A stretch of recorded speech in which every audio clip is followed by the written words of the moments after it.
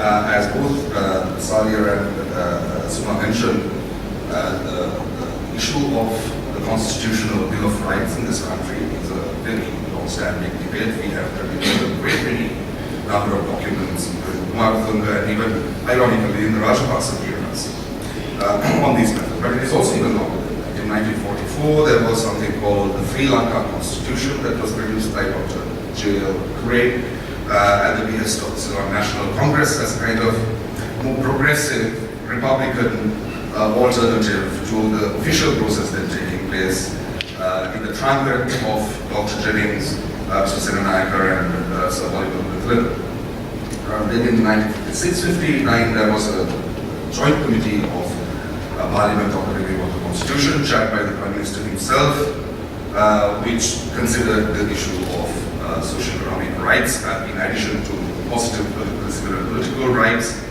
Then there was a proposal for establishment of another joint committee in 1968, also in which this was done.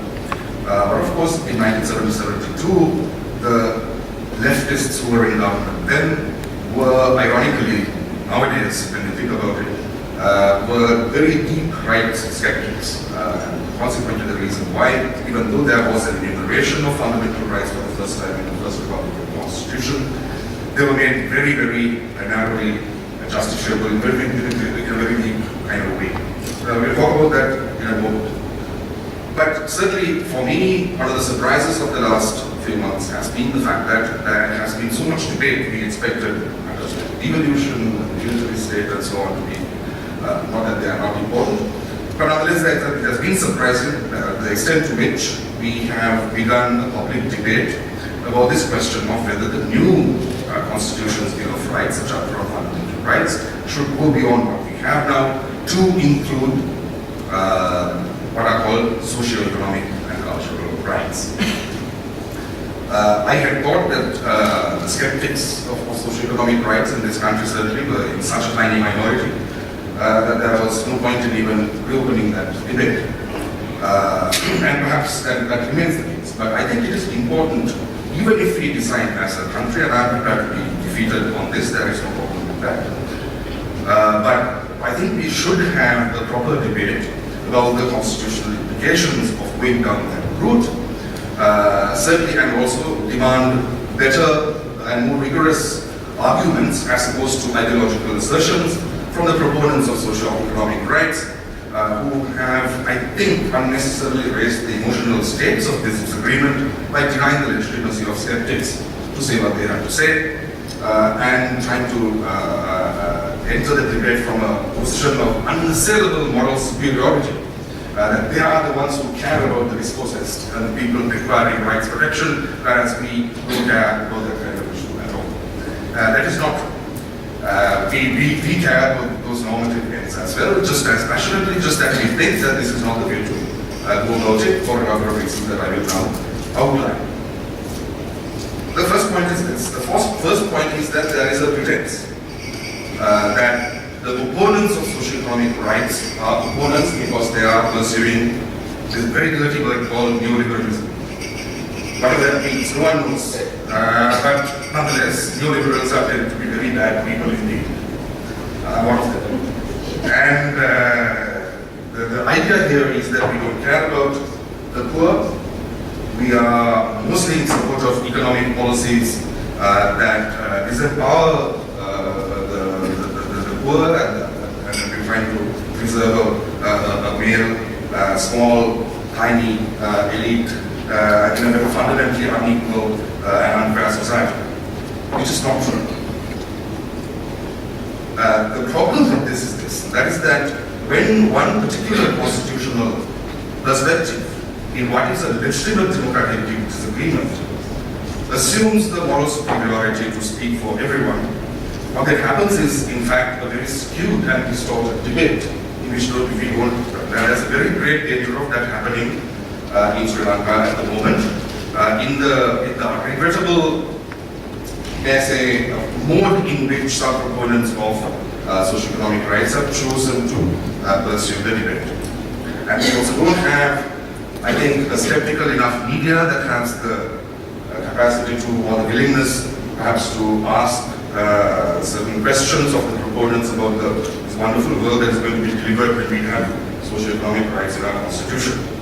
Now, this is a dangerous thing to do, because when you put things in a constitution, they are at least for a generation, if not more, and that is as it should be, and we must endeavor as much as humanly possible to get things as right as we can, and in a way that is effective and serves the purposes that we ask of it.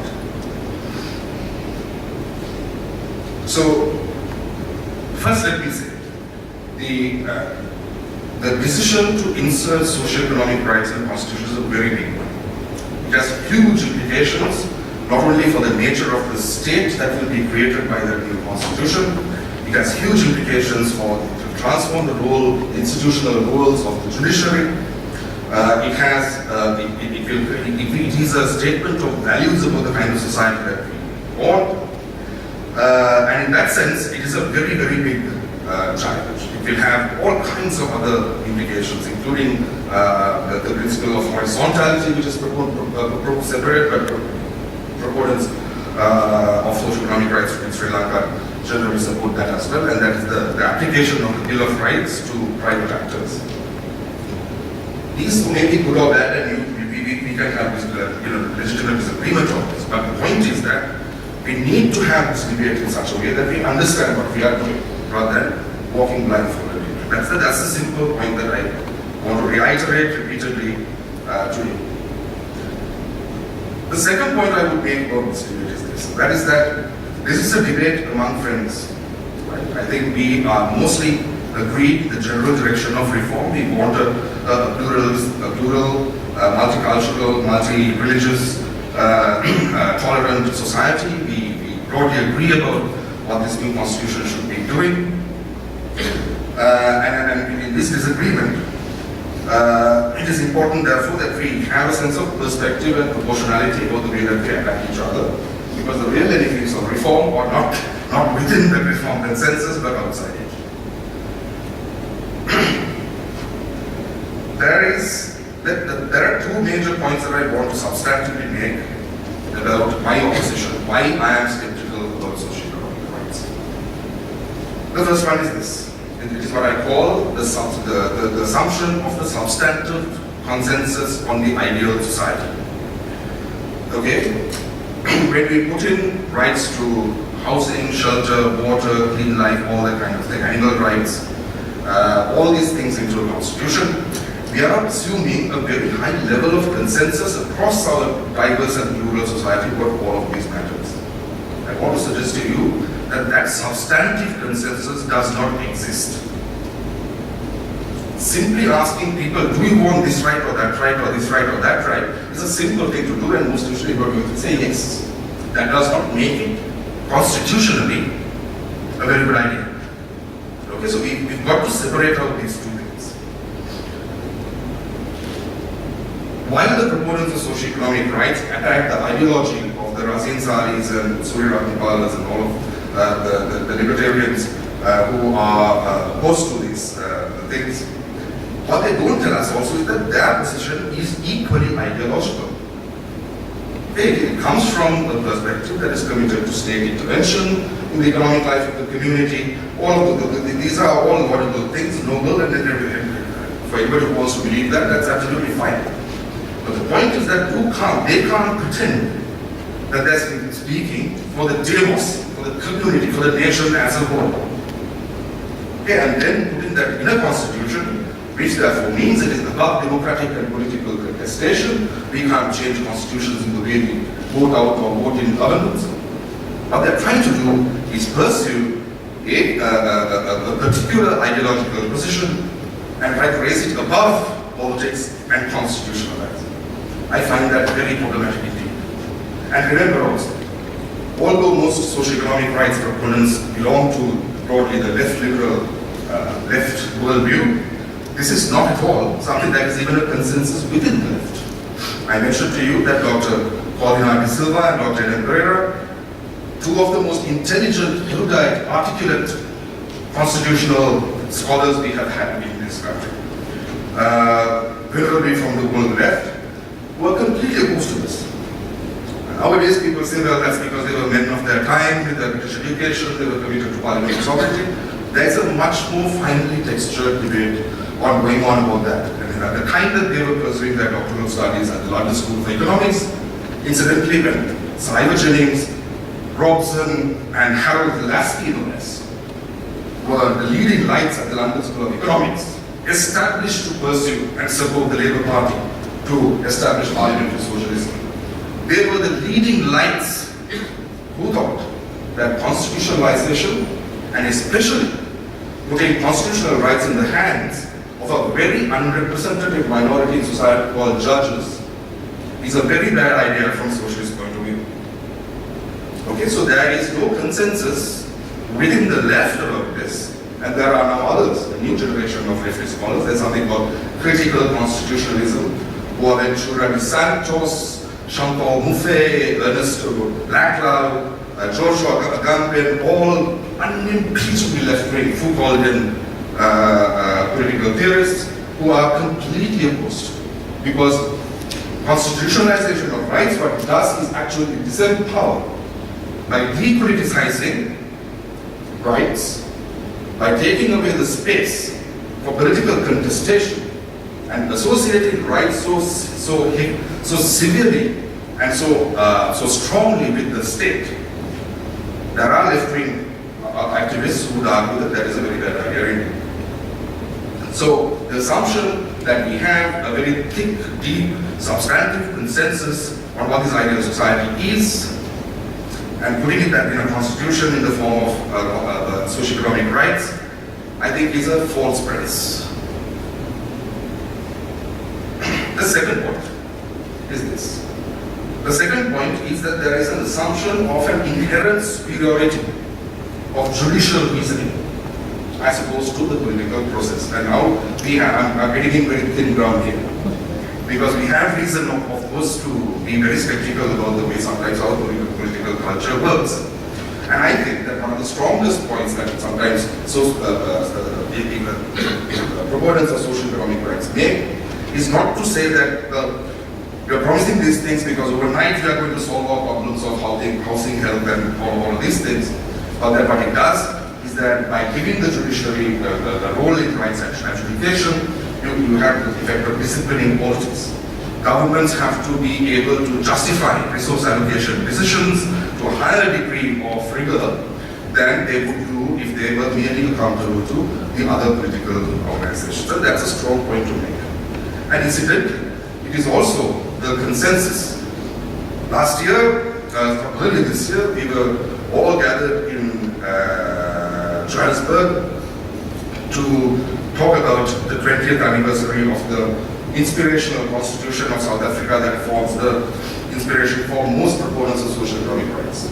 And the consensus, and you can imagine a bunch of South African constitutional lawyers who were all involved in that process, were all progressive left liberals who were instrumental in putting these things in the constitution, but the consensus was, it really hasn't worked, has it?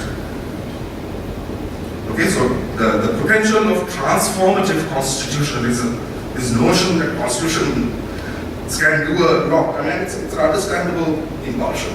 And we have had the serious kinds of problems that we have had. We expect a hell of a lot of constitutional reform and of constitutions.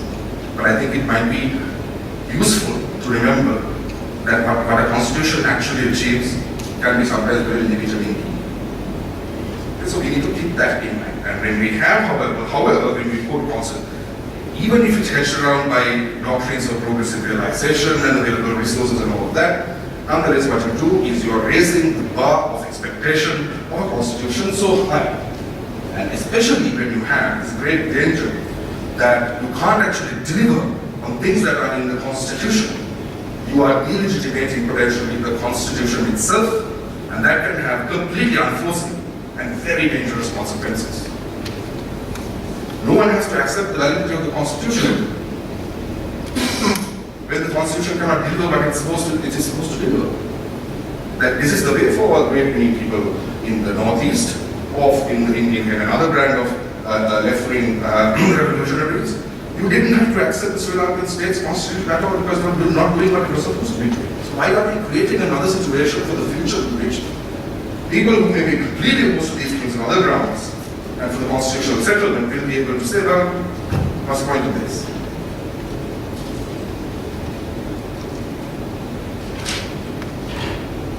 There is also a very big body of work which I find nowhere mentioned in Sri Lankan debate. Rand Herschel, the Canadian constitutional lawyer of whom many of you may have heard, Judge Dennis Davis in South Africa, and David Lander in California.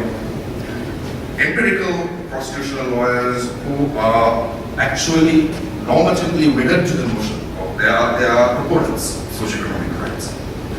But of all the work that they have done, empirically it is very, very clear that, and we don't have the evidence because from the 1990s onwards we have about 20 to 25 years of experience in which this last wave of constitution making around the world at the end of the Cold War, and the many new constitutions that we are saying are the newer progressive ones that we ought to be following. We know from the first 20 years or so that it doesn't deliver the goods in the way that proponents say it does. Okay? And that is not an ideological position to take, that is a fact done according to the highest levels of empirical methodology. The third and final point that I wish to make is this. We have to look at the question of, and the design of the Bill of Rights in general, and the question of the inclusion of socioeconomic rights within it, in the context also of what else we are going to try and do in this constitution. We are doing other big changes like the abolition of presidentialism, the inclusion of a Senate, of some form of secret jail, a new devolution settlement. All of these things must work, these elements of the constitution must all work together. Okay? Now, there is a very reasonable point to be made, and this has been again an empirical point that was made by some of these scholars that I just mentioned.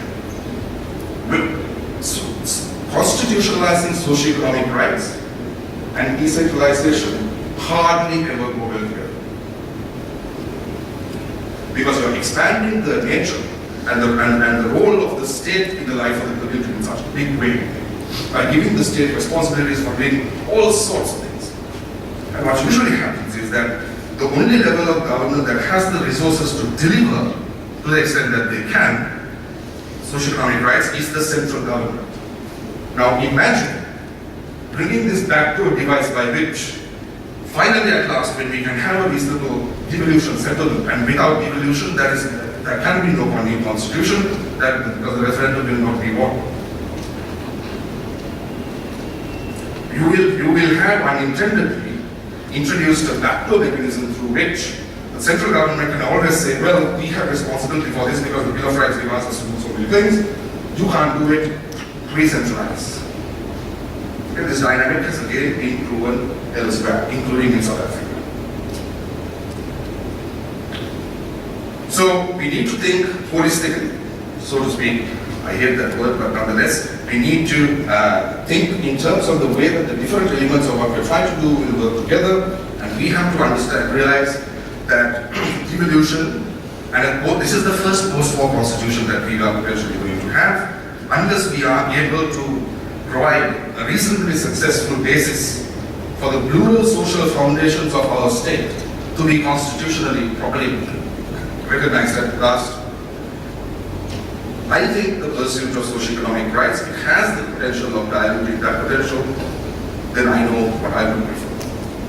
Certainly devolution. So let me just end by saying, I am entirely prepared to be defeated on this. I know that there are only very few people who are skeptical of these things. Perhaps we have not been vocal or visible enough in the past, especially since the 1990s when these things were going on. Perhaps we needed to have had this debate earlier, and it may be entirely likely that there may be a strategic political decision made at the level of the steering committee that the constitution as a whole will be more palatable and will be easier to win in a referendum if it actually does have these things, and that is some of the arguments that some of the distinguished members of the committee have been making, endlessly, nauseatingly in the newspapers. Maybe that will be the way that we sleepwalk our way into the constitutional organization of socio-economic rights and stir up a problem that will become a major constitutional crisis in the years to come.